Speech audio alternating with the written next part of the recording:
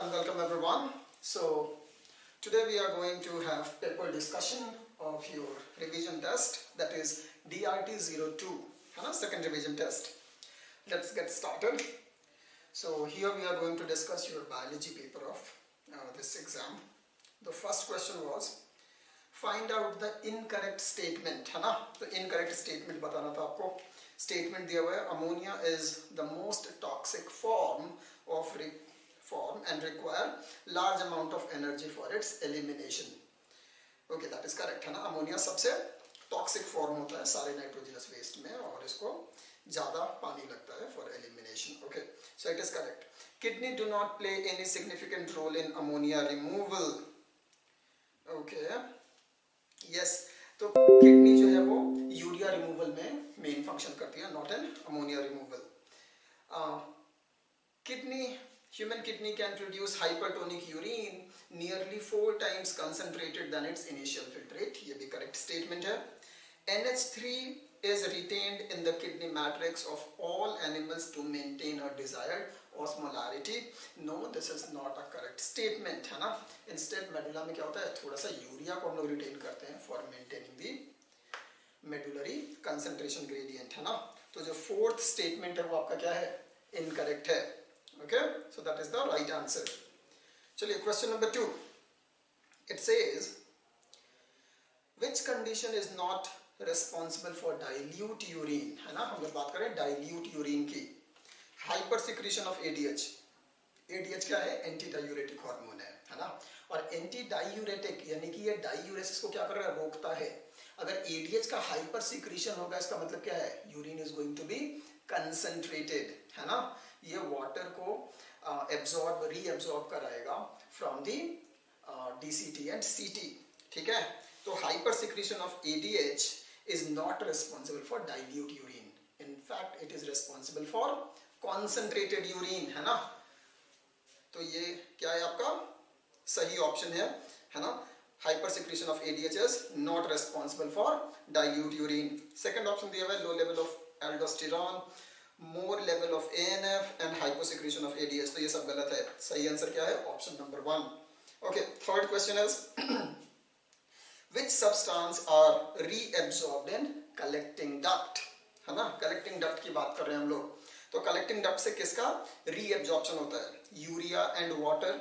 Yes, उसका होता है. सेकंड ऑप्शन है वाटर एंड ग्लूकोज. जी नहीं, ग्लूकोज का कहां से होता है, PCT.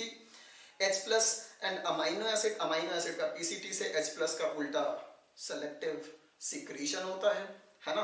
And all of the above. तो ये तो नहीं होगा. ऑप्शन क्या सही है आपका, option number 1, urea and water. Okay, चलिए question number 4. It says maximum reabsorption of sodium and water takes place in which segment of nephron, है ना? तो वाटर और जो सोडियम आयन है Na+ है उसका सबसे अधिक एब्जॉर्प्शन किस पार्ट से होता है, नेफ्रॉन के किस सेगमेंट से होता है? यू नो कौन है ये, PCT, है ना? Proximal convoluted tubule. यहाँ से almost 70 to 80% of your water and electrolytes and all the nutrients are reabsorbed from PCT, है ना? तो आंसर क्या होगा, PCT. Question number 5. During the urine formation, which substance secretes in the renal tubule, है ना? तो पूछ रहा है कि यूरिन फॉर्मेशन के टाइम पे कौन से ऐसे सब्सटेंसेस हैं जिनको रीनल ट्यूब्यूल में हम क्या करते हैं, सिक्रीट करते हैं. सेलेक्टिव सिक्रीशन किसका होता है, H+, K+ and ammonia. Yes, right, इनका सेलेक्टिव सिक्रीशन होता है PCT में भी और DCT में भी. तो ये ऑप्शन क्या है, सही है. ग्लूकोज एंड अमाइनो एसिड इनका सिक्रीशन नहीं होता है, उनका क्या होता है, रीएब्जॉर्प्शन होता है. वाटर एंड ग्लूकोज इसका भी रीएब्जॉर्प्शन होता है. Sodium and fatty acid, okay, sodium का होता है, फैटी एसिड का भी होता है. सो option number 1 is the correct answer. Okay, चलिए question number 6. Which one is incorrect matched pair from following, है ना? तो कौन सा incorrect pair है ये पूछ रहा है. ठीक है, पहला दिया है angina pectoris, है ना? angina pectoris जो chest pain होता है. Due to low O2 supply of cardiac muscle, acute chest pain appears. So that is correct, you know it. Myocardial infarction due to hypoxia. Cardiac tissue starts dying by necrosis. नहीं, ये गलत है. Hypertension, high blood pressure during systolic value 140 mmHg and more, and diastolic value 90 mmHg and more. हाँ जी बिल्कुल सही है, जो normal value है वो कितनी है 120/80 है ना। अगर ये 120 से इंक्रीज हो जाए 140 और 80 वाला इंक्रीज कर जाए डायस्टोलिक प्रेशर टू 90, तो इस कंडीशन को हम क्या बोलते हैं हाइपरटेंशन, तो ये भी सही है। Atherosclerosis, thickening of arterial wall due to deposition of calcium fat and fibres, yes atherosclerosis इसी को कहते हैं, है ना, याद रखिए। आर्टेरियोस्क्लेरोसिस डिफरेंट था। Okay, so first, third and fourth are right, तो रॉन्ग ऑप्शन कौन सा है आपका, second, that is your correct answer. Okay, question number 7, यहाँ पे एक डायग्राम दिया गया है ना, हार्ट साइकिल का डायग्राम दिया हुआ है। बेसिकली ये डायग्राम दिखा रहा है कि हार्ट साइकिल में कब ऑरिकुलर कॉन्ट्रैक्शन होता है ना, और कब वेंट्रिकुलर कॉन्ट्रैक्शन होता है, मतलब auricular systole diastole and ventricular systole diastole का डायग्राम दिया गया है, यहाँ पे लाइन डायग्राम है, और पूछ रहा है कि इनमें से कौन सा करेक्ट मैच है। पहला बोल रहा है ड्यूरिंग फेज सी वेंट्रिकल रिसीव्स 75% ब्लड। देखो सी जो है वो क्या है, ऑरिकुलर सिस्टोल को दिखा रहा है ना, और जब ऑरिकुलर सिस्टोल होता है तो एनसीईआरटी में क्लियरली एक लाइन है that increases the blood flow into the ventricles by 30%, है ना, नॉट 75%, तो ये क्या है, इनकरेक्ट मैच है। सेकंड ऑप्शन है at starting of phase D, है ना, और फेज डी क्या है, phase D is ventricular systole, है ना, तो at the starting of phase D dup sound, no, at the starting of phase D क्या होता है, जो आपका एवी वाल्व है, आर्टेरियो वेंट्रिकुलर वाल्व, वो क्लोज होते हैं और उससे लब साउंड प्रोड्यूस होता है, डप नहीं। ओके, ऑप्शन नंबर 3 बोल रहा है during phase A pressure in all heart chambers are approximately same. हाँ जी, जो फेज ए है वो बेसिकली ज्वाइंट डायस्टोल को दिखा रहा है, तो उस समय आपका जो प्रेशर होगा ऑरिकल और वेंट्रिकल, दोनों ऑरिकल और दोनों वेंट्रिकल में ऑलमोस्ट क्या होगा, सेम होगा, so that is a correct match. Option 4 देखते हैं, at the end of phase B, phase B क्या है, ये भी डायस्टोल का ही है ना, but at the end of phase B lub sound, नहीं जी, at the end of phase B, है ना, आपका क्या होता है, डप साउंड होता है, तो ये भी क्या गड़बड़ है, तो करेक्ट मैच कौन सा है, option number 3। Okay, great. Question number 8 देखते हैं हम लोग। क्वेश्चन नंबर 8 जो है वो बोल रहा है इन अ कार्डियक आउटपुट ऑफ, है ना, तो कार्डियक आउटपुट यहां दिया हुआ है, देखो यहाँ पे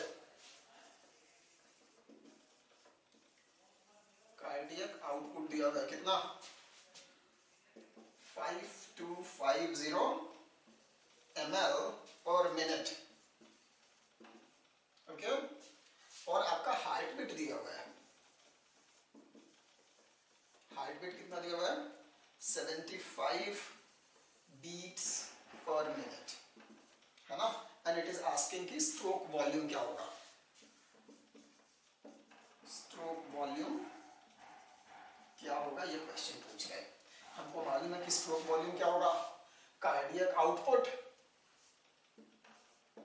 अपॉन हार्ट बीट, ठीक है, कार्डियक आउटपुट कितना है 5250, हार्ट बीट कितना है 75, डिवाइड करेंगे कितना आएगा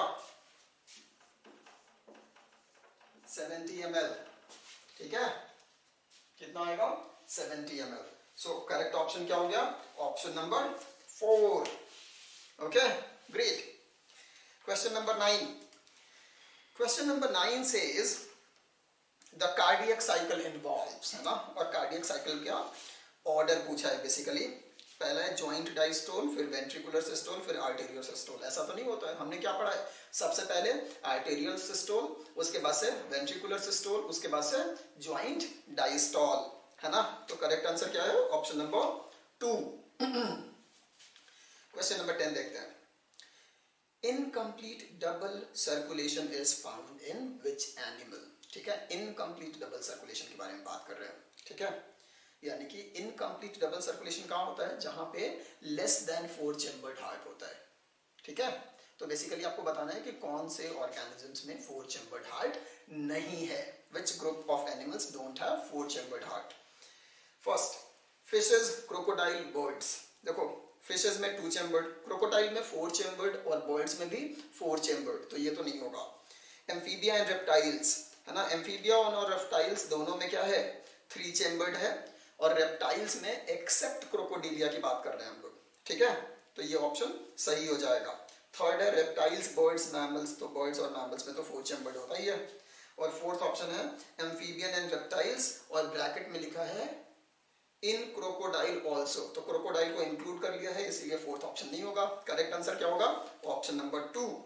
ओके, तो मतलब क्या है कि जहां पे रेप्टाइल्स दिया हो हार्ट चेंबर के रिस्पेक्ट में, आप उसमें से बाय डिफॉल्ट क्रोकोडाइल को क्या करोगे, एक्सक्लूड करके रखोगे। Okay, question number 11, blood cells present in lymph are, है ना, तो लिम्फ में कौन से ब्लड सेल्स प्रेजेंट होते हैं। देखो यूजुअली ब्लड सेल्स लिम्फ में एब्सेंट होते हैं एक्सेप्ट फॉर द WBC। क्यों, WBC शोज डायपेडेसिस, है ना, and they can come out of the leaky vasculature of capillary and get into blood lymph, sorry into the lymph, ना, not blood lymph, lymph, ठीक है, इसीलिए correct answer क्या होगा, WBC। Question number 12. Protein contribute 6 to 8% of plasma and contribute very significant role in their clotting. Okay? Which of the following is non-proteinaceous? है ना, तो basically पूछा है कि इनमें से कौन सा ऑप्शन जो है is not proteinaceous. Fibrinogen, it is a protein. Thrombin, protein. Heparin is not a protein. ये क्या है, कार्बोहाइड्रेट है। थ्रोम्बोकाइनेज अगेन प्रोटीन, तो हमारा करेक्ट आंसर क्या होगा, option number 3। Okay, heparin is not a protein, so it is non proteinaceous. Question number 13, blood colloidal osmotic pressure, है ना, BCOP, blood colloidal osmotic pressure mainly maintained by which plasma protein. So question number 14, a person is working in stone mine for longer time. If person does not wear the mask during working, then he may suffer through, है ना। So basically ये question ये है कि मान लो कोई worker है जो कि स्टोन माइन में, है ना, या एस्बेस्टॉस फैक्ट्री में काम कर रहा है स्टोन माइन में बहुत लंबे समय से, और वो मास्क नहीं लगा रहा है, तो उसको क्या हो सकता है, emphysema, not at all. Occupational lung disorder, precisely, है ना, ऐसे लंग डिसऑर्डर जो कि किसी ऑक्यूपेशन से जुड़े हुए उसको हम लोग क्या बोलते हैं, ऑक्यूपेशनल लंग डिसऑर्डर, है ना, जैसे सिड्रोसिस वगैरह होता है, या फिर जैसे कि स्टोन माइंस में होता है। So correct option is option number 2, occupational lung disorder, है ना, न्यूमोनिया और प्लूरिसी तो नहीं होगा।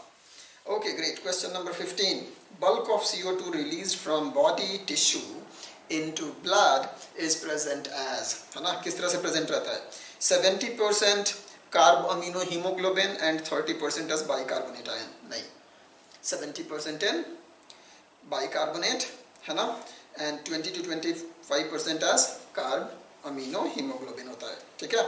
सेकंड, कार्ब अमीनो हीमोग्लोबिन इन RBC, वो तो सिर्फ 20-25%। थर्ड है bicarbonate ion in blood, plasma and RBC, so option number 3 is correct, है ना। हम लोग को पता है ना 70% क्या होता है, bicarbonate ion, 20 to 25% carb amino haemoglobin and remaining 6 to 7% dissolved CO2। Okay, so option number 3। 16th question जो है, एक डायग्राम दिया हुआ है ना, NCERT का डायग्राम है अगेन, और बेसिकली आपसे पूछ रहा है कि जो एल्वियोलर एयर होता है उसमें पार्शियल प्रेशर ऑफ O2 कितना है and partial pressure of CO2 कितना है, जिसको कि डिनोट किया गया है A और B से, है ना। तो पार्शियल प्रेशर ऑफ O2 कितना होता है, 104 mm of Hg, and CO2 कितना होता है, 40 mm ऑफ Hg। तो करेक्ट आंसर क्या होगा, 4th, है ना, स्ट्रेट फॉरवर्ड क्वेश्चन है ये। Question number 17, mark the true statement among the following with reference to normal breathing, है ना, यहाँ पे हम नॉर्मल ब्रीदिंग की बात कर रहे हैं।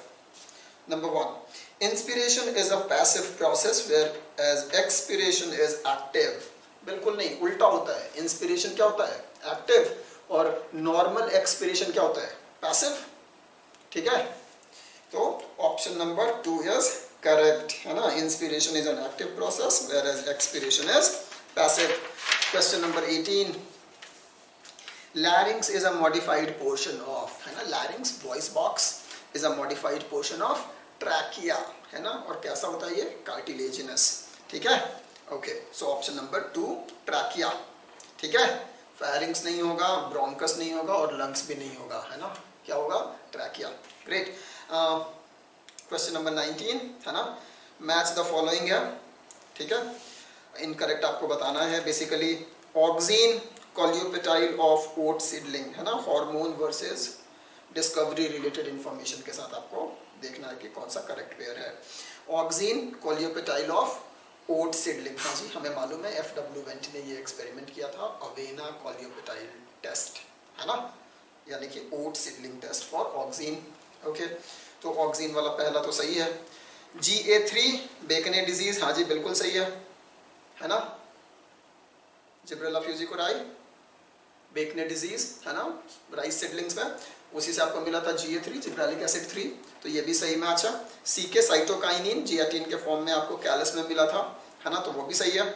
इथाइलिन पोमैलिन, नहीं जी, पोमैलिन जो होता है वो क्या होता है? It is a mixture of cytokinin and जिब्रालिक acid. किस लिए यूज करते हैं? For the increase in size of Apple fruit, है ना। तो एप्पल फ्रूट के साइज और उसके एस्थेटिक अपील को बढ़ाने के लिए हम यूज करते हैं पोमैलिन, ठीक है। और ये क्या है? 2 फाइटो हार्मोन का मिक्सचर है, साइटोकाइनिन एंड जिब्रालिक एसिड। तो फोर्थ जो है वो इनकरेक्ट पेयर है और वही आपका करेक्ट आंसर भी है।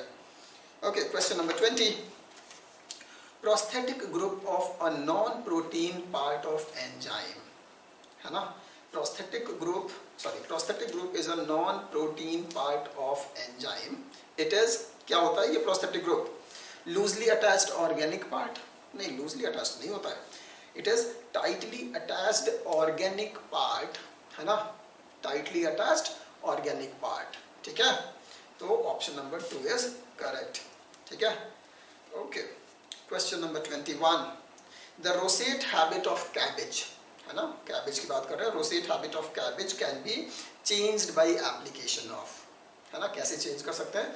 तो we can change it by the application of gibberellic acid, है ना। उससे क्या होगा? इंटरनोडल इलोंगेशन हो जाएगा और ये जो रोसेट कंडीशन है वो खत्म हो जाएगा। It will be N extended shoot, समझ में आ रहा है?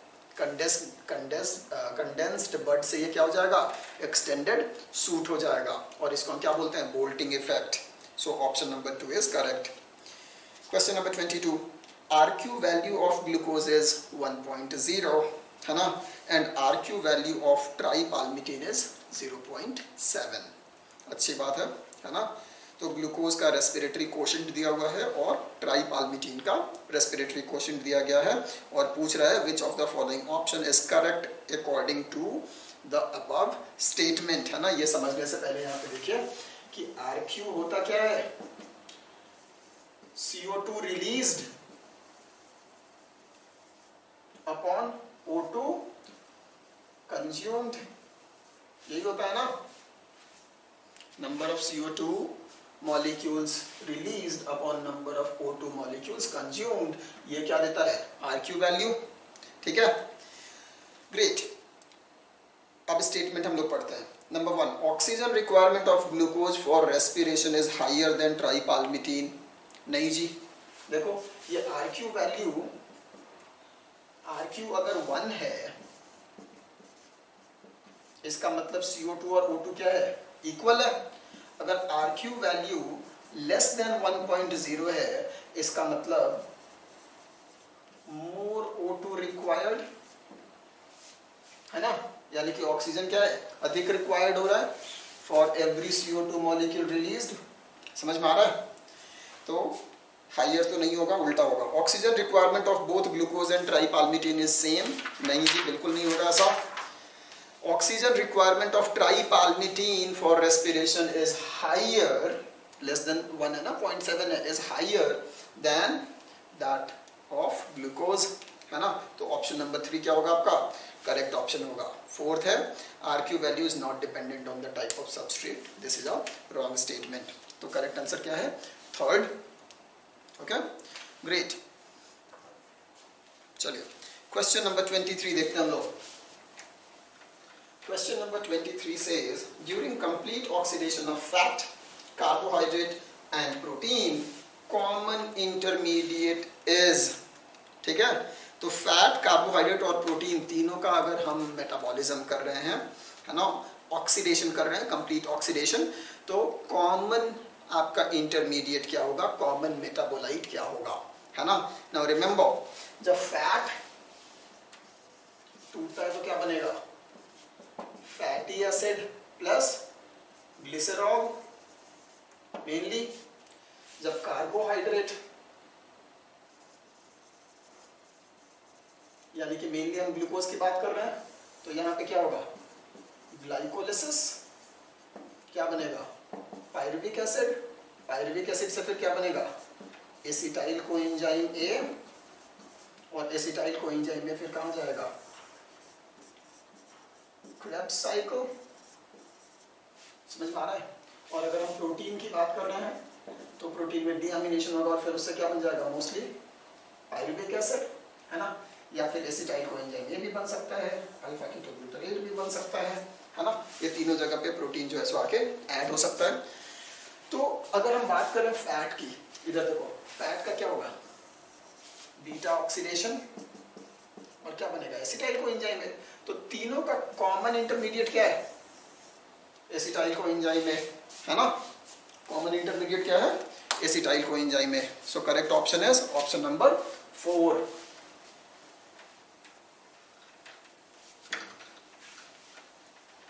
Okay, let's see question number 24, है ना। क्वेश्चन नंबर 24 क्या बोल रहा है, ये बोल रहा है ना, कि how many redox equivalents are removed from one molecule of acetyl coenzyme A during Krebs cycle, है ना। तो कितने रेडॉक्स इक्विवेलेंट मिलेंगे आपको from one molecule of acetyl coenzyme A, है ना, during Krebs cycle। जब ये one molecule of acetyl coenzyme A को आप Krebs cycle में डालोगे तो आपको कितने रिड्यूसिंग इक्विवेलेंट्स मिलेंगे। आपको मालूम है कितने मिलेंगे, एक NaDH यहाँ मिलेगा, एक NaDH यहाँ मिलेगा आपको, है ना, एक NaDH, एक FADH2, है ना। तो टोटल कितने मिल गए आपको, कितने रिड्यूसिंग इक्विवेलेंट मिल गए, 4। कितने मिल गए, 4, ठीक है। तो करेक्ट आंसर क्या होगा, ऑप्शन नंबर 2, ठीक है। रिड्यूसिंग इक्विवेलेंट्स या रेडॉक्स इक्विवेलेंट्स क्या होते हैं, NaDH या FADH2। Okay, great. चलिए नेक्स्ट क्वेश्चन है, how many redox equivalents are removed from one molecule of glucose during glycolysis, है ना। सिमिलर क्वेश्चन है। यहाँ पे हम लोग को क्या बताना है कि एक ग्लूकोज से ग्लाइकोलिसिस में कितने रिड्यूसिंग इक्विवेलेंट्स निकलते हैं, है ना। तो आपको मालूम है कि जब ग्लूकोज ग्लाइकोलिसिस में जाता है उससे 2 मोल ऑफ पायरुविक एसिड बनते हैं, है ना। उसमें एक स्टेप आता है जिसमें कि जो PGAL है, फॉस्फोग्लिसरॉल्डिहाइड, उससे आपका बनता है 3PGA, ओके। और वहाँ पे आपका 2 मॉलिक्यूल्स ऑफ NaDH का फॉर्मेशन होता है, ठीक है। और NaDH क्या है, रिड्यूसिंग इक्विवेलेंट, समझ में आ रहा है। तो एक ग्लूकोज से आपका कितना बन रहा है, 2 NaDH, यानी कि 2 रिड्यूसिंग इक्विवेलेंट्स। आंसर क्या होगा, option number 1। Okay, great. Question number 26 देखते हैं। In green plants dash is the hydrogen donor and is oxidized to B, है ना। फिल इन द ब्लैंक से आपको भरना है। तो देखो ग्रीन प्लांट्स में क्या होता है, वाटर का फोटोलिसिस होता है, वो अपना हाइड्रोजन देता है और इलेक्ट्रॉन भी देता है, और वो किस में रिड्यूस हो जाता है, सॉरी किस में ऑक्सीडाइज हो जाता है, ऑक्सीजन में, ठीक है। तो in green plants water is hydrogen donor and is oxidized to O2 oxygen, ठीक है। तो option number 3 is correct. Question number 27, which among the following is the most crucial step of Kelvin cycle, है ना। हम लोग Calvin cycle की बात कर रहे हैं, डार्क रिएक्शन की बात कर रहे हैं, फोटोसिंथेसिस, ओके।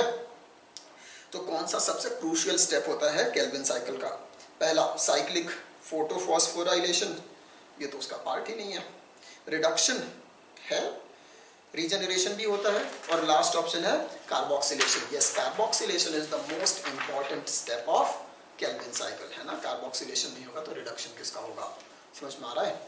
तो सबसे इंपॉर्टेंट क्या होता है? Carboxylation, okay. और कौन कराता है? RuBisCO, okay. Great, so option number 4। 28th question देखते हैं। The value of RQ during palmitin oxidation, है ना। तो ट्राई पाल्मिटीन का जो है आरक्यू वैल्यू पूछ रहा है ना। पिछले क्वेश्चन में ये डेटा ऑलरेडी दिया हुआ है। ट्राई पाल्मिटीन क्या है? फैटी एसिड है। इसका आरक्यू वैल्यू जो होता है, सॉरी, ट्राई पाल्मिटीन एक फैट है ना, और इसका जो आरक्यू वैल्यू होगा वो लेस देन 1 होगा। कितना होगा? 0.7 होगा, ठीक है। ये क्या एक तरह का टीजी है, ट्राइग्लिसराइड है ना। और 3 पाल्मिटिक एसिड जुड़े होते हैं एक ग्लिसरॉल मॉलिक्यूल से, इसीलिए इसको हम क्या बोलते हैं? ट्राई पाल्मिटीन। एक तरह का सिंपल लिपिड है ये, और इसका आरक्यू वैल्यू कितना होता है? 0.7। Option number 2 is correct. Question number 29। The substrate for photo respiration is, photo respiration की बात हो रही है। फोटो रेस्पिरेशन C2 साइकिल, है ना, जहाँ पे रूबिस्को क्या करता है? Oxygenase property. किसका ऑक्सीडेशन करता है? RUBP का, रिबुलोज बिसफॉस्फेट का, ठीक है। तो सबस्ट्रेट क्या हुआ फोटो रेस्पिरेशन का? RUBP, है ना, ribulose 1,5 bisphosphate. Option number 1, okay. Great. Question number 30 क्या बोल रहा है आपका? What is incorrect for C4 plants, है ना। C4 plants के लिए कौन सा इनकरेक्ट स्टेटमेंट है? क्रेंज एनाटॉमी होता है, क्रेंज एनाटॉमी, है ना, bundle sheath cell and the mesophyll cells, है ना, अराउंड द वैस्कुलर बंडल। तो वहां पे क्रेंज एनाटॉमी तो होता ही है। Found in dry tropical areas, yes. C4 acid, है ना, C4 acid OAA, oxaloacetic acid, is synthesized in bundle sheath cells. Really? ये कहाँ बनता है? मेसोफिल सेल्स में। बंडल सीड सेल में क्या होता है? C3 साइकिल, है ना। So this is incorrect.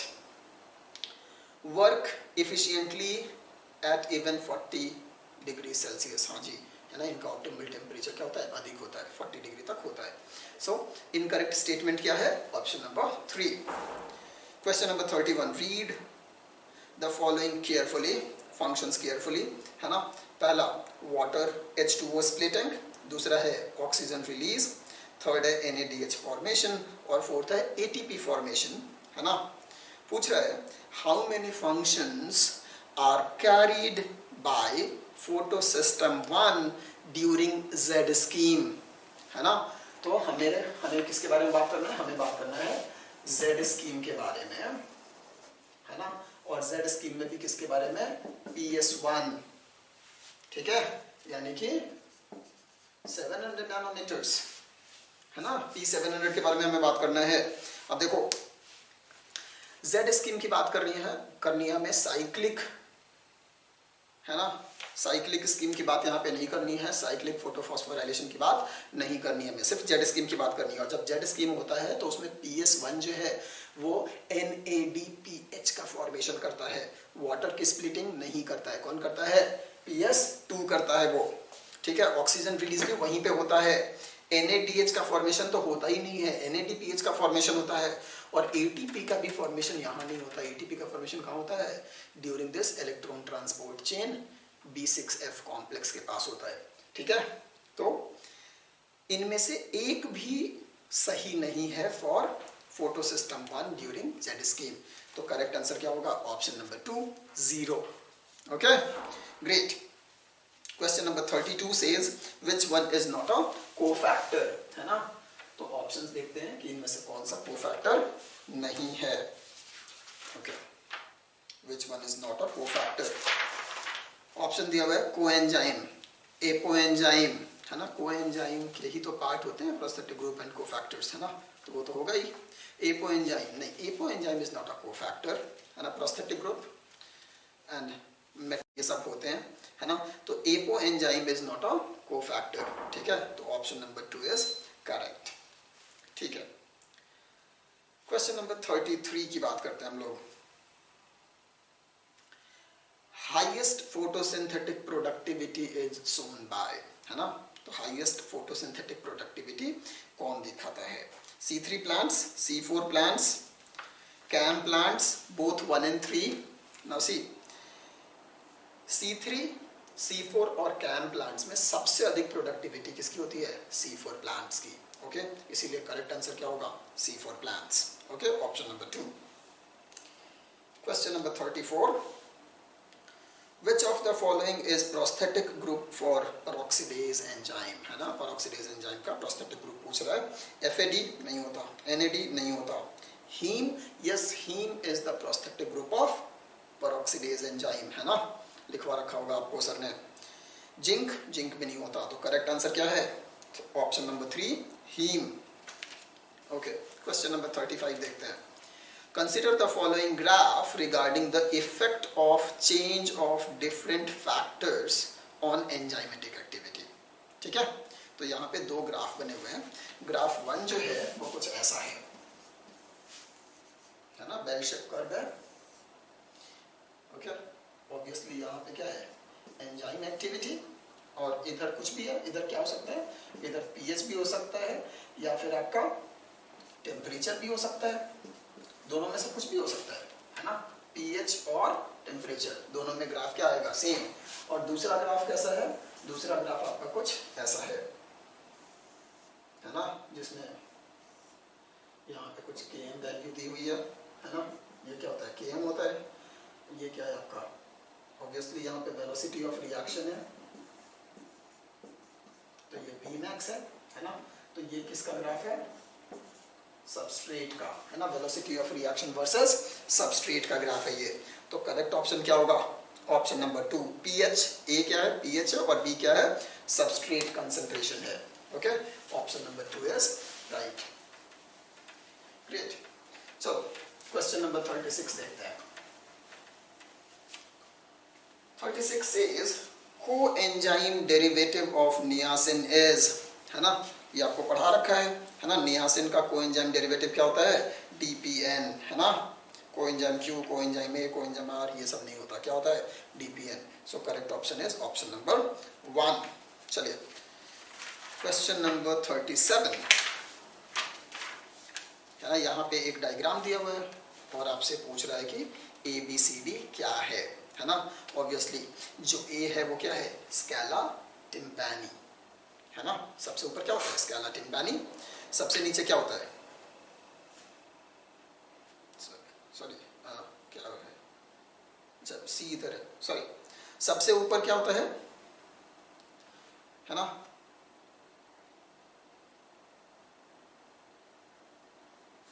सबसे ऊपर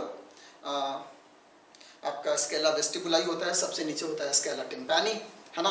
बीच में होता है स्केला मीडिया, ठीक है। और स्केला वेस्टिबुलाई और मीडिया के बीच की जो मेम्ब्रेन होती है उसको हम लोग क्या बोलते हैं? रेजिनस मेम्ब्रेन, ठीक है। और जो मीडिया और टिम्पैनी के बीच की मेम्ब्रेन होती है उसको हम क्या बोलते हैं? बेसिलियर मेम्ब्रेन, ठीक है। जो रेजिनस मेम्ब्रेन होती है उसके नीचे क्या होता है? एक tectorial plate, organ of Corti जो बनाता है आपका, ओके, हेयर सेल्स के साथ मिल करके, याद होगा एनसीईआरटी का अगेन ये डायग्राम है।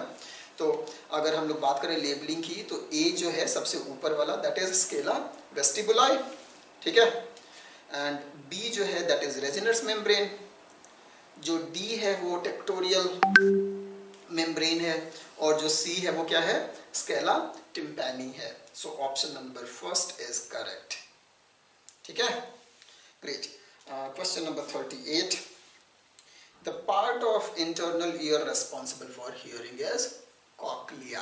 क्या होता है? कॉक्लिया, ठीक है। तो ऑप्शन नंबर 1। 39, ओके, मैच करना है। Match the column given below and find out the incorrect matching, है ना। तो जो इनकरेक्ट मैच है उसको आपको बताना है। पहला है एक्वियस चेम्बर, सामने लिखा हुआ है between cornea and lens. Yes, cornea और लेंस के बीच की जो जगह होती है वहाँ पे एक फ्लूइड भरा हुआ है, उसको हम लोग एक्वियस ह्यूमर बोलते हैं, है ना। और ये जो स्पेस है इसको हम क्या बोलते हैं? Aqueous chamber. So it is correct. Vitreous chamber between lens and retina, correct. Bipolar layer between ganglionic layer and photoreceptor sales, बिल्कुल सही है, बीच में बाइपोलर सेल्स होते हैं, है ना। और थर्ड है sclera between choroid and cornea, not at all. Sclera क्या है? सबसे आउटर मोस्ट है, ठीक है। सो जो फोर्थ है that is a incorrect match and that is your correct option. Okay, question number 40, central pit याद रखिए यहाँ पे पिट की बात कर रहे हैं हम लोग, है ना।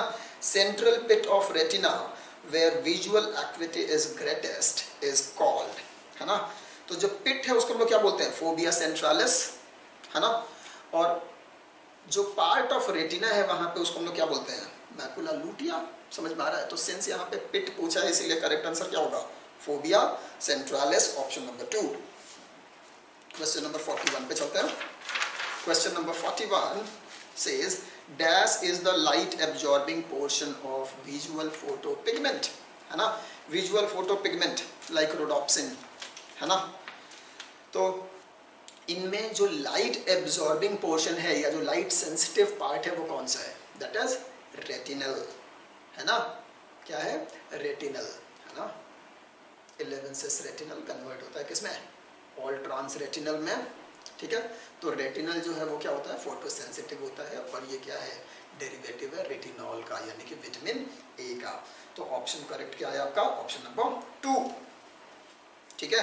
Question number 42, a decrease in blood pressure slash blood volume will not cause the release of, है ना। तो ब्लड प्रेशर या वॉल्यूम में अगर डिक्रीज होती है ना, तो इनमें से क्या नहीं होगा, और will not cause the release of ANF। देखो एट्रियल नाट्रियूरेटिक फैक्टर ANF ये कब रिलीज होता है, जब ब्लड फ्लो बढ़ जाता है ना।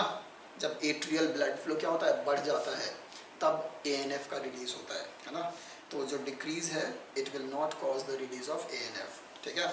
तो ऑप्शन 1 आपका सही है। बाकी देख लेते हैं, एल्डोस्टेरॉन तो नहीं होगा, ADH भी नहीं होगा, है ना। डिक्रीज होगा तो ये सब रिलीज होने लगेंगे, रेनिन भी रिलीज होगा, है ना, क्योंकि ग्लोमेरुलर फिल्ट्रेशन रेट कम हो जाएगा, रीनल फ्लो कम होगा, तो उससे क्या होगा, रेनिन JGA एक्टिव हो जाएगा, रेनिन का सिक्रीशन होगा, ठीक है। तो करेक्ट ऑप्शन क्या है आपका, ऑप्शन 1 एट्रियल नाट्रियूरेटिक फैक्टर, जिसको शॉर्ट में हम लोग क्या बोलते हैं, ANF।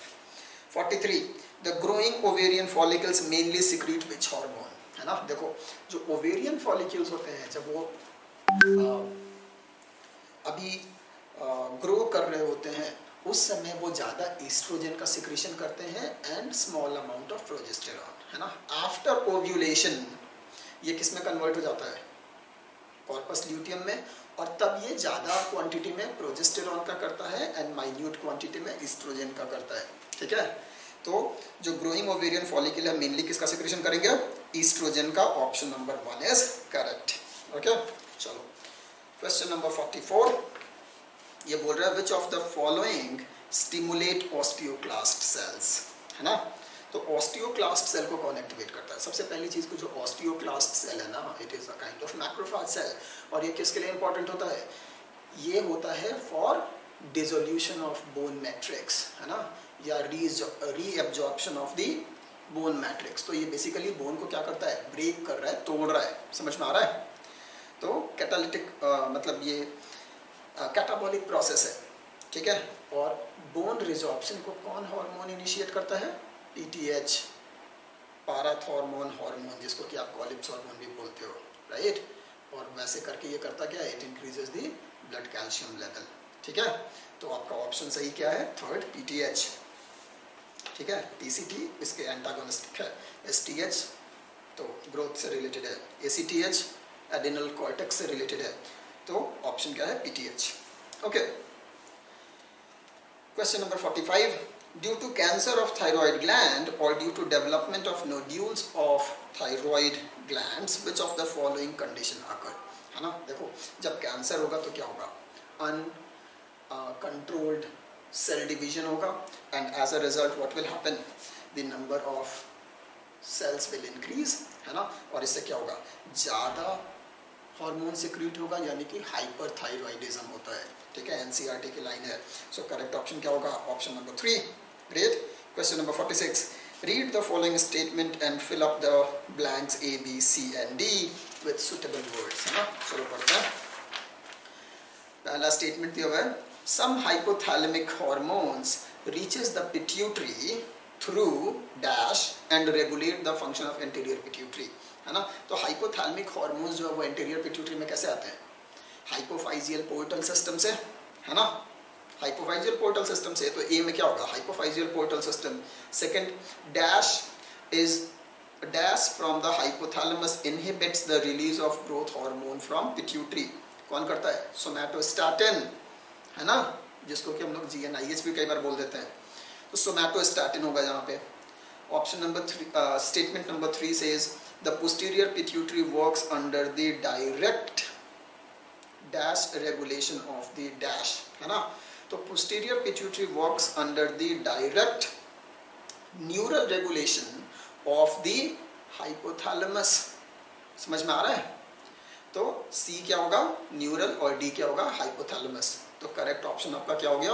Option number 3. A is portal circulation, hypophyseal portal system. B is somatostatin, C is neural, and D is hypothalamus. Option number 3 is correct. Question number 47 क्या बोल रहा है? देखो, GnRH, है ना, GnRH, ठीक है. GnRH रिलीजिंग हार्मोन के बारे में बात कर रहे हैं. From hypothalamus reaches anterior pituitary through, किससे होता है? Hypophyseal portal system. और पोर्टल सिस्टम्स क्या होते हैं? एक तरह के ब्लड वेसल्स होते हैं, ठीक है. तो करेक्ट ऑप्शन क्या हो गया? ऑप्शन नंबर 2, ब्लड वेसल्स, ठीक है. Question number 48, which one is not a secondary messenger, है ना. सेकेंडरी मैसेंजर कौन सा नहीं है? साइक्लिक AMP, जिसको हम लोग CAMP या कैंप भी बोलते हैं. सो CAMP is a secondary messenger. True. IP3 inositol phosphate 3 होता है, ठीक है. कैल्शियम आयंस बिल्कुल होते हैं, they are secondary messengers. Sodium ions, sodium ion कभी भी सेकेंडरी मैसेंजर की तरह फंक्शन नहीं करता है. और यही आपका करेक्ट आंसर है, option number 4. Question 49, in the given list how many hormones are included in steroid hormone. हमें काउंट करना है कि कौन कौन से स्टेरॉइड हार्मोन्स हैं. इंसुलिन प्रोटीनेसियस होता है, कॉर्टिसोल स्टेरॉइड है, एस्ट्रोजन स्टेरॉइड है, ग्लूकागॉन प्रोटीनेसियस है, एंड प्रोजेस्टेरॉन क्या है? अगेन स्टेरॉइड है. तो कितने स्टेरॉइड हो गए? कॉर्टिसोल, एस्ट्रोजन एंड प्रोजेस्टेरॉन 3, है ना. So option number 4 is your correct option. Okay. 50, the reflex action completes, है ना. रिफ्लेक्स एक्शन क्या करता है? Involuntary without conscious effort. Yes, reflex actions are involuntary and they are without conscious effect और effort, है ना. तो पहला ऑप्शन तो बिल्कुल सही है. दूसरा, वॉलेंट्री विथ कॉन्शियस एफर्ट, ऐसा तो नहीं होता, है ना. कॉन्शियस हो जाएगा तो रिफ्लेक्स एक्शन कहाँ बचा? Involuntary with conscious effort, no. And voluntary without conscious effort, no. So आपका करेक्ट आंसर क्या है? Option number 1, involuntary without conscious effort. Okay. Question number 51 says which one is the function of parasympathetic nervous system, है ना. हम parasympathetic nervous system के बारे में बात कर रहे हैं, और आपको मालूम है कि parasympathetic functions are exactly opposite or antagonistic to the sympathetic nervous system, है ना. Let's see the option. पहला है dilates pupil. नहीं, pupil dilation sympathetic nervous system का काम है ना. parasympathetic का काम नहीं है. inhibit defecation, ये भी किसका काम है? sympathetic का. contracts the muscle of urinary bladder. yes. देखो, जब sympathetic nervous system है ना, वो urinary bladder को क्या करता है? रिलैक्स कर देता है, so that micturition ना हो, है ना. लेकिन जब parasympathetic फंक्शन करेगा तो ये कॉन्ट्रैक्ट करेगा यूरिनरी ब्लैडर को, सो दैट micturition हो. समझ में आ रहा है? So third is correct for parasympathetic nervous system. Fourth option भी देख लेते हैं. इनहिबिट पेरिस्टालसिस ऑफ एलिमेंट्री कनाल. नहीं जी, ये फंक्शन किसका है? सिंपैथेटिक का. पैरासिम्पैथेटिक क्या करता है? रिज्यूम करता है नॉर्मल पेरिस्टाल्टिक मूवमेंट को. ओके. सो करेक्ट ऑप्शन क्या हो गया? Option number 3. क्वेश्चन नंबर 52 देखते हैं. Part of the brain which is concerned with olfaction and regulation of sexual behavior. Again NCERT का डायरेक्ट लाइन है ये, है ना. ये कौन करता है? Limbic system. कौन करता है? लिम्बिक सिस्टम, है ना. सेक्सुअल बिहेवियर, ऑल्फैक्शन को कौन कंट्रोल कर रहा है? Limbic system. Option number 3. Question number 53, the figure shown the figure below shows events of nerve impulse conduction.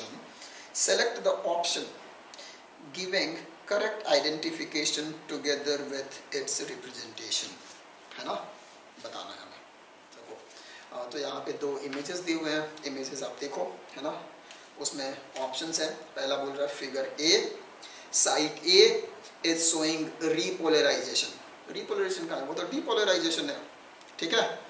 Figure B site सी है ना इज शोइंग हाइपर पोलराइजेशन, वो तो अभी पोलराइज्ड है, डीपोलराइज्ड भी नहीं हुआ है, ठीक है। अभी बी वाला यूनिट किस में है, डीपोलराइजेशन में है, तो ये भी गलत हो गया। थर्ड बोल रहा है फिगर ए एंड बी दोनों के बारे में बात कर रहा है, site A is showing depolarization, नहीं जी, फिगर ए में जो ए सेक्शन है वो तो डीपोलराइजेशन में है, लेकिन फिगर बी का जो ए है वो आपका हाइपर पोलराइजेशन में है, ठीक है, तो वो भी गलत हो गया।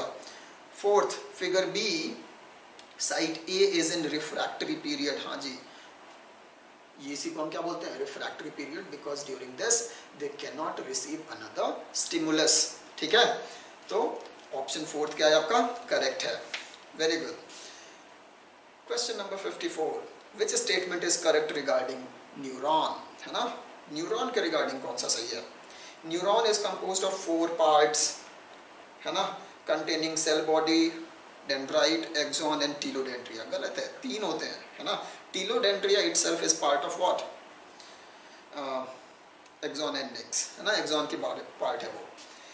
Nissel's granules are found in both cell body and axon, नहीं जी, Nissel's body is found in dendrite and the cyton but is never found in axon, axoplasm में ये नहीं होता है, याद रखिएगा।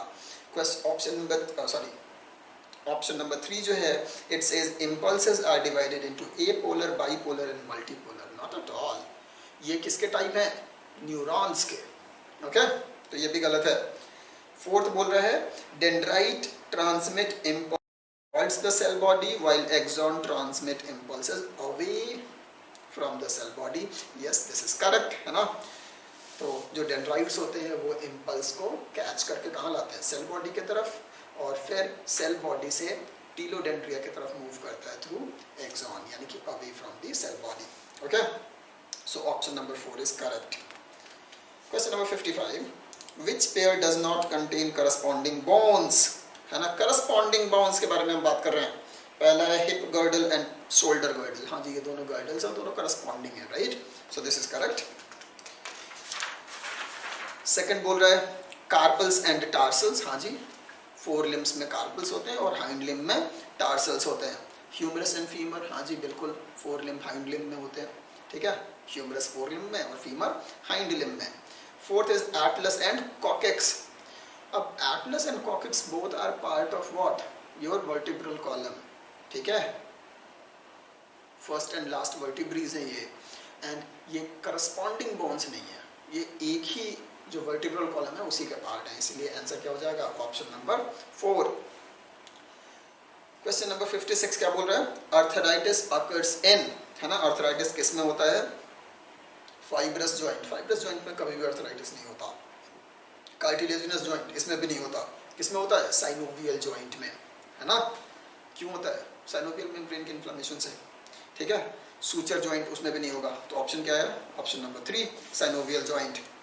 क्वेश्चन नंबर 57 क्या है, inferior to acromion process a cup shaped cavity present which is called as, याद करो हम किसके बारे में पढ़ रहे हैं, स्कैपुला के बारे में बात कर रहे हैं, है ना, स्कैपुला में एक्रोमियन प्रोसेस है, ठीक है, और उसके नीचे एक कप शेप्ड कैविटी है जिसको हम क्या बोलते हैं, glenoid cavity, which articulates with what, humerus, head of the humerus, ठीक है, बॉल एंड सॉकेट जॉइंट होता है वहां पे, तो करेक्ट ऑप्शन क्या है, third, glenoid cavity. Question number 58, how many of the following bones belong to 4 limbs, है ना, तो 4 limbs में कौन कौन से बोन्स पाए जाते हैं ये पूछ रहा है। Carpals, yes, patella, patella knee cap है, वो हाइंड लिम्ब में होता है। टीबिया हाइंड लिम्ब का बोन है। अल्ना, रेडियस एंड अल्ना दोनों 4 लिम्ब का बोन है ना, humerus and then radio ulna, ठीक है। फिबुला, फिबुला क्या है, हाइंड लिम्ब का है। तो carpals, ulna and radius 3 are the bones of 4 limb, तो करेक्ट ऑप्शन क्या हो गया, option number 2। Okay, 59th question देखते हैं। यहाँ पे एक फिगर दिया हुआ है और ये जो फिगर है वो बेसिकली किसका है, थिन फिलामेंट का है, एक्टिन का है, और पूछ रहा है कि ABC क्या है। तो A जो है वो क्या है, ट्रोपोनिन है, B क्या है, ट्रोपोमायोसिन है, और जो C है that is one of the filament of the actin, मतलब ये क्या है, F एक्टिन है, फिलामेंट एक्टिन है। ओके, सो करेक्ट ऑप्शन क्या है आपका? Option number 1, A troponin, B tropomyosin and C is F-actin. Great. Question number 60. Sarcomere is, है ना, sarcomere क्या होता है? Portion between two Z lines. बिल्कुल सही है. दो Z लाइन के बीच का जो भी डिस्टेंस है वो क्या है? एक आपका मसल कॉन्ट्रैक्शन का यूनिट है and that is called sarcomere. Okay, great. Option बोल रहा है second is portion between two H zone. नहीं जी, दो H जोन को हम नहीं बोलते, है ना. Third is portion between two A bands. Anisotropic bands नहीं, ये भी नहीं है. Portion between two I bands, not at all, है ना. तो करेक्ट ऑप्शन क्या है? Option number 1, portion between two Z lines is called sarcomere. Great. Question number 61. Again यहाँ पे ह्यूमन स्कल का डायग्राम दिया हुआ है और आपको फिगर आउट करना है कि ABCD क्या है और उसके बारे में जो भी लिखा हुआ है ना, इनमें से कौन सा करेक्ट स्टेटमेंट है. पहला ऑप्शन बोल रहा है A is parietal bone. Not at all, A is frontal bone, है ना, तो ये तो गलत हो गया. सेकंड ऑप्शन बोल रहा है B is sphenoid bone. It may be, है ना. It includes malleus incus stapes. Not at all, है ना. स्फेनोइड बोन ईयर ऑसिकल्स को इनक्लोज नहीं कर रहा है ना, तो वो तो B है ही नहीं वहाँ पे, हटाइए. C is mandible bone. हाँ जी, C is mandible bone and it is a single bone in facial region. बिल्कुल सही. D बोल रहा है D इज हवाइड बोन. बिल्कुल सही है, D हवाइड बोन है. It is a single pair of bones. देखो हवाइड बोन जो है वो सिंगल है, पेयर में तो है ही नहीं, है ना. तो ये स्टेटमेंट भी क्या हो गया? गलत हो गया. सही क्या है? Third option. So option number 3 is the correct match and is your correct answer. Question number 62. H zone is made up of only. H zone बीच का जोन है ना, और इसमें क्या होता है? सिर्फ और सिर्फ मायोसिन, थिक फिलामेंट होता है, थिन फिलामेंट्स नहीं होते हैं. ठीक है, तो करेक्ट ऑप्शन क्या है? Option number 2, myosin. Question number 63. Small projection called papillae are present. तो पैपिली जो है वो कहाँ है? आपके टंग पे है ना, on the dorsal side of your tongue which houses your taste buds, है ना, और डिफरेंट टाइप्स ऑफ आपके पास क्या है? पैपिलीज हैं ऑन द टंग. ठीक है, तो small projections called papillae are present on upper surface of the tongue. Right, they are present on the upper surface of the tongue. On the lower surface of the tongue, no. On both surface, obviously no. More on the upper, less on the lower, ये भी गलत है. Correct option क्या है? Option number 1. Question number 64. Iodine deficiency causes, है ना. Iodine की deficiency से क्या होता है? ग्वाइटर होता है ना. हाइपोथायरॉयडिज्म में ग्वाइटर होता है ना. So option number 4. चलिए question number 65. The abnormal frequency of bowel movement and increased liquidity of the fecal discharge is known as. क्या बोलते हैं? डायरिया, है ना. मतलब अगर जो फीकल मैटर है वो लिक्विड जैसा हो जाए, है ना, और फ्रीक्वेंटली आपको डेफिकेशन के लिए जाना पड़े, तो इसको हम क्या बोलते हैं? Diarrhoea. Right, so correct option क्या है? Diarrhoea. Option number 2. Find out the incorrect statement. Okay, बोल रहा है fats are broken down by lipase with the help of bile into di and monosaccharides. Okay, no, this is not correct.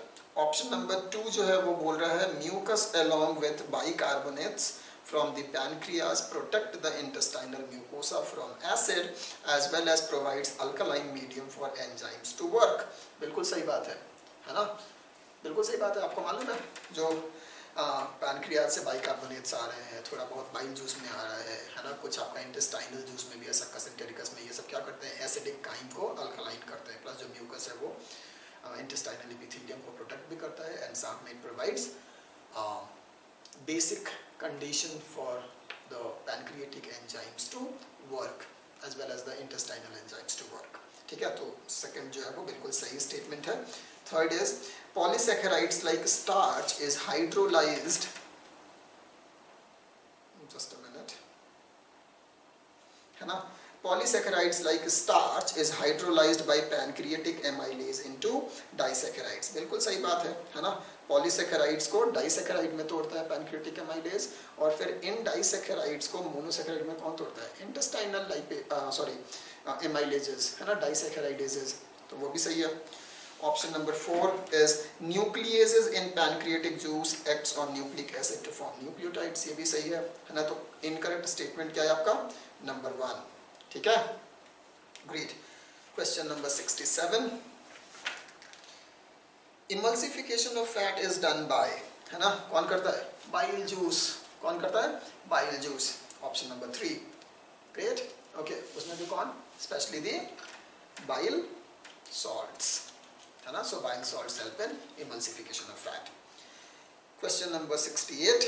Cholecystokinin is a secretion of. cholecystokinin CCK जिसको हमने लिखा था, है ना. तो cholecystokinin कौन सेक्रेट करता है? duodenal mucosa. ठीक है. और ये करता क्या है? ये आपका पैनक्रिएटिक सिक्रीशन को इम्प्रूव करता है. साथ में क्या करता है? Relaxation of the sphincter of Oddi, है ना, बाइल को रिलीज करवाता है. ग्रेट. तो करेक्ट ऑप्शन क्या होगा? स्टमक विच स्टिमुलेट्स, नो. लीवर नहीं, डुओडेनल, है ना. So option number 3 is your correct option. ठीक है. Question number 69. Mechanism of digestion can be regulated by, है ना. तो डाइजेशन को किस मैकेनिज्म से हम रेगुलेट कर सकते हैं? Neural system, yes of course. Sympathetic. Local hormones, yes, like cholecystokinin, है ना, सेक्रेटिन, बहुत सारे हैं. रिफ्लेक्स एक्शन, यस, है ना. Option 4 is all of these. तो आंसर क्या हो जाएगा? Option 4 all of these. ठीक है. Question number 70. एक डायग्राम दिया हुआ है और पूछ रहा है कि करेक्ट मैच क्या है ना. ऑब्वियसली ए जो है वो क्या है? ए जो है इट इज विलाई या फिर एंटेरोसाइट्स में से कुछ भी एक हो सकता है. बी जो है वो लैक्टिएल्स है, लिम्फ वेसल्स. सी जो है वो कैपिलरीज है. डी जो है वो क्रिप्ट्स ऑफ लाइबरकून दिख रहे हैं यहाँ पे, है ना. और जो ई है वो क्या दिख रहा है? वेन्स दिख रहे हैं. ठीक है. तो करेक्ट ऑप्शन क्या होगा?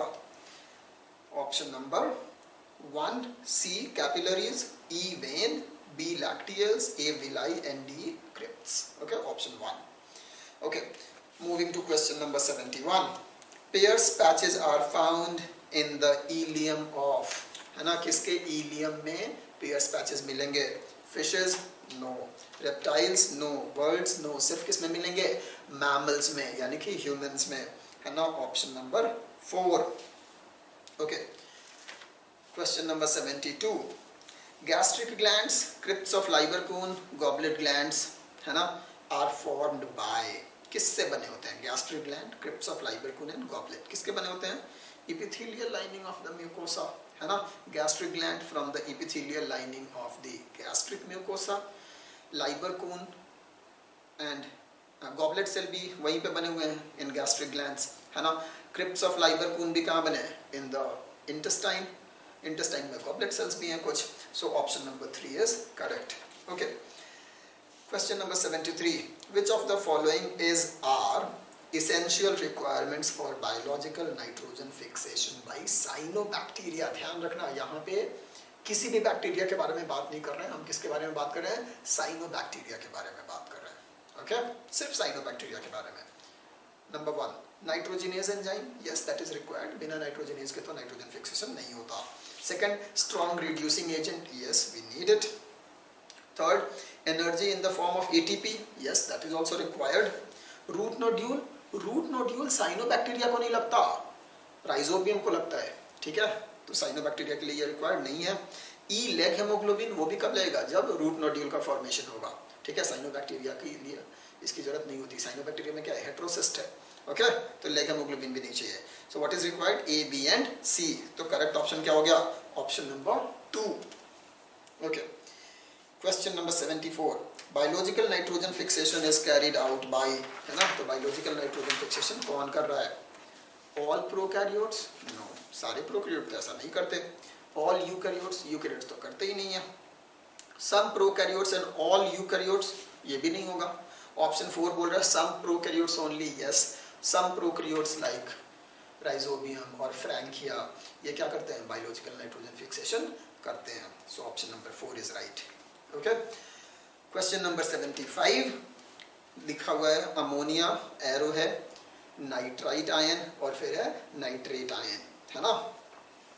और आपको करेक्ट ऑप्शन बताना है यहाँ पे. Nitrate forms the amine group of amino acids. अच्छा, नाइट्रेट डायरेक्टली अमाइनो एसिड के अमीन ग्रुप को नहीं बनाता है ना. क्या होता है, once nitrate is absorbed by the plants, now this nitrate is again reduced to ammonia, है ना. और फिर ammonia is used for amination of amino acids. ठीक है. ओके. तो करेक्ट ऑप्शन यहाँ पे क्या हो जाएगा, option number 4, that nitrate reduced to form ammonia which finally forms amine group of the amino acids, है ना. assimilation वाला प्रोसेस आपने पढ़ रखा है प्लांट फिजियोलॉजी में. Great. Question number 76, hydroponics are, है ना. हाइड्रोपोनिक क्या होता है, ग्रोइंग ऑफ एक्वेटिक प्लांट्स, नहीं, एक्वाकल्चर थोड़ी कर रहे हैं. growing of floating aquatic plants, no. growing of plants in sand, no. growing of plants in balanced nutrient solution, yes, this is the right answer, option number 4, है ना. इसी को हम क्या बोलते हैं, hydroponics, soil free medium. Question number 77, disease whiptail of cauliflower is caused due to deficiency of, है ना. ये तो आपको याद रखना चाहिए, है ना, कि विप्टिल ऑफ कॉलीफ्लावर किसकी डेफिशिएंसी से होता है, मॉलिब्डेनम की डेफिशिएंसी से होता है. ठीक है.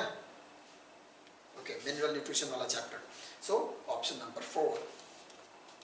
Which of the following is not a function of boron, है ना. अगेन सेम चैप्टर का क्वेश्चन है. बोरोन किसमें काम नहीं आता है, कौन सा इनका फंक्शन नहीं है. पहला, uptake and utilization of calcium help करता है. एक्टिवेशन ऑफ कार्बोक्सिलेज एंजाइम, नहीं जी, उसमें बोरोन का कोई रोल नहीं होता. ठीक है. सुक्रोज ट्रांसलोकेशन, उसमें भी हेल्प होता है, उसमें भी ये काम करता है. पॉलन जर्मिनेशन, उसके लिए तो बिल्कुल रिक्वायर्ड होता है बोरोन, है ना. तो first, third and fourth are functions of boron, second is not. तो यही आपका करेक्ट आंसर है. Okay. Question number 79, elements most readily mobilized are, है ना. तो पूछ रहा है कि इन प्लांट्स कौन से एलिमेंट्स का सबसे जल्दी और सबसे इफिशिएंटली मोबिलाइजेशन होता है ना. रेडिली कौन से एलिमेंट्स मोबिलाइज होते हैं, कैल्शियम, बोरोन एंड आयरन. देखो, कैल्शियम का तो मोबिलाइजेशन होता ही नहीं है. ठीक है, तो ये ऑप्शन तो होगा ही नहीं. Second, potassium, phosphorus and calcium, again calcium में तो नहीं होगा. थर्ड, एनपीके, है ना, nitrogen, phosphorus and potassium, yes, इनका रेडिली मोबिलाइजेशन होता है. ठीक है. So third is the correct option. Fourth भी पढ़ लेते हैं, कैल्शियम, आयरन एंड बोरोन, है ना, तो इसका नहीं होता. ठीक है, तो फोर्थ भी नहीं होगा. Option third is the right answer for you.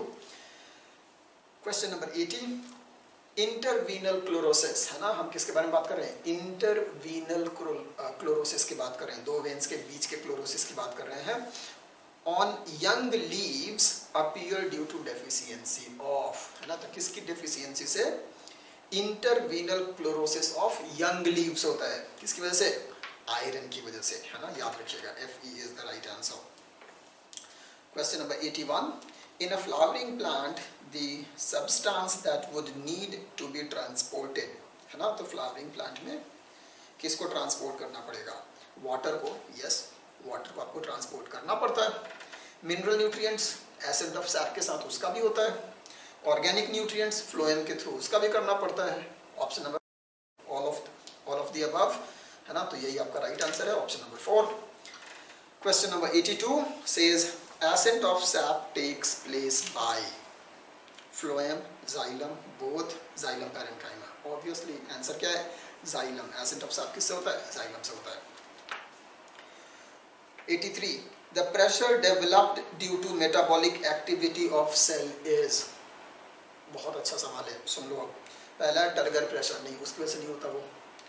Root pressure, हाँ जी, रूट प्रेशर क्रिएट होता है बिकॉज ऑफ मेटाबॉलिक एक्टिविटी, है ना. क्यों, metabolic activity of the endodermal cells, है ना, जो कि सेलेक्टिव न्यूट्रिएंट्स को against the concentration gradient xylem में क्या करते हैं, पुश करते हैं, है ना, जिसकी वजह से ऑस्मोटिक प्रेशर बिल्ड होता है ना, जिसको कि आप रूट प्रेशर बोलते हो वहाँ पे, ठीक है। तो रूट प्रेशर किसकी वजह से हो रहा है? बिकॉज ऑफ मेटाबॉलिक एक्टिविटी, है ना। तो करेक्ट आंसर क्या होगा? ऑप्शन नंबर 2, रूट प्रेशर, याद रखिएगा।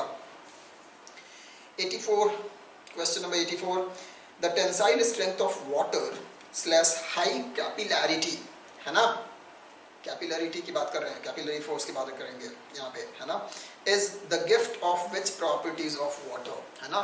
तो बोल रहा है कि जो टेंसाइल स्ट्रेंथ या फिर हाई कैपिलरिटी ऑफ वाटर होता है वो किसकी वजह से होता है ना। ऑप्शंस देखो, ऑप्शन बोल रहा है कोहीजन, अडहीजन, सरफेस टेंशन या all of these. Obviously all of these, है ना, कोहीजन अडहीजन दोनों होते हैं, है ना, और कोहीजन की वजह से तो सरफेस टेंशन डेवलप होता है। सो ऑप्शन क्या हो गया? Option number 4, all of these. Okay, question number 85, यहाँ पे एक डायग्राम दिया हुआ है ABC, एक प्लाज्मोलाइज्ड सेल दिया हुआ है, एक फ्लासिड और एक फुल्ली टर्जिड सेल है, A, B and C respectively, और उसके बारे में कुछ स्टेटमेंट्स दिए हुए हैं।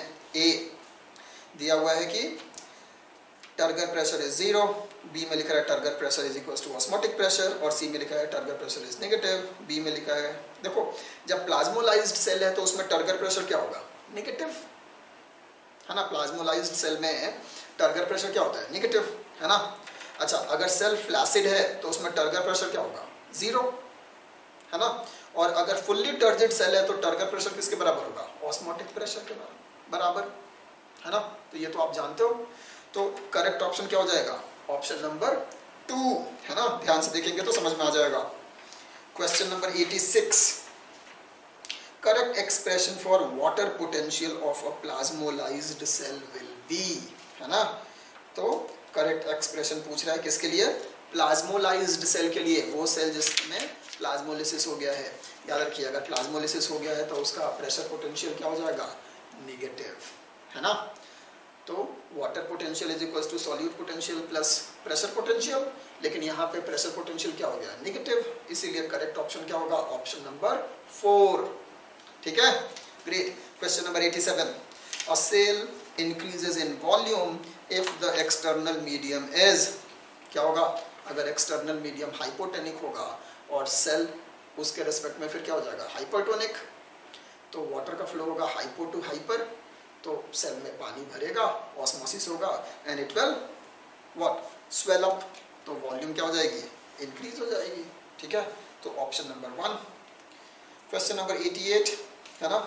अब यहाँ पे 2 सेल दिया हुआ है, A और B, बेसिकली 2 सॉल्यूशन है ना। देखो ऐसा कुछ सॉल्यूशन दिया हुआ है ना। A है, इसमें 10% शुगर सॉल्यूशन है, और इसी के साथ है B, इसमें 5% शुगर सॉल्यूशन है ना। नाउ अबाउट दिस कंडीशन कुछ स्टेटमेंट्स दिए हुए हैं, we have to figure out कि कौन से करेक्ट है। पहला दिया हुआ है OP, osmotic pressure of A is more than OP of B। अच्छा जी, है ना। तो osmotic pressure of A is more than osmotic pressure of B, बिल्कुल सही बात है। A का सॉल्यूट कॉन्सेंट्रेशन अधिक है तो इसका ऑस्मोटिक प्रेशर भी अधिक होगा, ठीक है। तो A का अधिक है B से, बिल्कुल सही है। B, after osmosis OP of A will decrease and OP osmotic pressure of B will increase। obviously इसका क्या होगा? डिक्रीज होगा, और इसका इंक्रीज होगा। कब तक? जब तक कि दोनों बराबर ना हो जाए, स्टेट ऑफ इक्विलिब्रियम अटेन ना हो जाए, ठीक है। समझ में आ रहा है? तो B भी सही है। C, at equilibrium DPD diffusion pressure deficit will be equal in both A and B, बिल्कुल सही बात है, दोनों का बराबर हो जाएगा। D बोल रहा है turgor pressure will be 0 at equilibrium state, हाँ जी, दोनों बराबर लगाएंगे, क्या हो जाएगा? 0 हो जाएगा, इक्विलिब्रियम पे आ गया, ठीक है। तो सारे के सारे स्टेटमेंट क्या यहाँ पे बिल्कुल सही है। क्वेश्चन नंबर 89 देखते हैं। ट्रांसपोर्ट इन जाइलम इज, ये हमने पढ़ रखा है, ट्रांसपोर्ट इन जाइलम क्या होता है? यूनिडायरेक्शनल, है ना। It is always unidirectional. Phloem में क्या होता है? बाई डायरेक्शनल, है ना। तो ऑप्शन सही क्या होगा? Second option. क्वेश्चन नंबर 90, है ना, last question. Which one is highly selective, है ना। First, simple diffusion and active transport. देखो simple diffusion is not selective, ठीक है, तो ये तो नहीं होगा। Second, active transport and facilitated diffusion, हाँ जी, ये दोनों हाईली सिलेक्टिव होते हैं क्योंकि इन दोनों के लिए certain transport proteins are required, they are necessary. Okay, so this is correct. Third, simple diffusion and facilitated diffusion, again simple diffusion है तो नहीं होगा। Fourth, simple diffusion and passive diffusion, passive transport, again simple diffusion है तो ये भी नहीं होगा। ठीक है, तो करेक्ट आंसर क्या है? Option number 2। Great. Okay, so scholars, this was the paper discussion of your DRT2. Okay, I hope you liked it. और अगर कोई डाउट है then we can discuss, है ना? Else I think it was a very balanced paper, बहुत ही अच्छा paper था, and I hope आप सबने अच्छा स्कोर किया होगा। Thank you very much guys.